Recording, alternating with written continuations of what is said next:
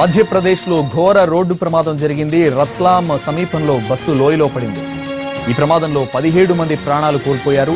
ప్రమాదం జరిగిన సమయంలో బస్సులో మొత్తం 40 మంది ప్రయాణికులు ఉన్నట్లు సమాచారం అందుకున్న అధికారులు హుటాహుటిన సహాయక చర్యలు ప్రారంభించారు.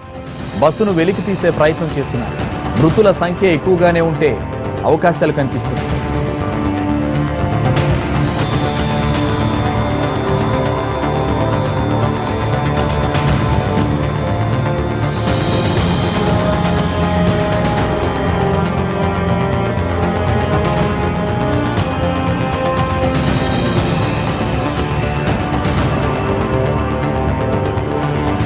మధ్యప్రదేశ్లో ఘోర రోడ్డు ప్రమాదం జరిగింది. రత్లాం సమీపంలో బస్సు లోయలో పడిపోయింది. ఈ ప్రమాదంలో 17 మంది ప్రాణాలు కోల్పోయారు. ప్రమాదం జరిగిన సమయంలో బస్సులో మొత్తం 40 మంది ప్రయాణికులు ఉన్నట్లు సమాచారం అందుకున్న అధికారులు హుటాహుటిన సహాయక చర్యలు ప్రారంభించారు. బస్సును వెలికి తీసే ప్రయత్నం చేస్తున్నారు.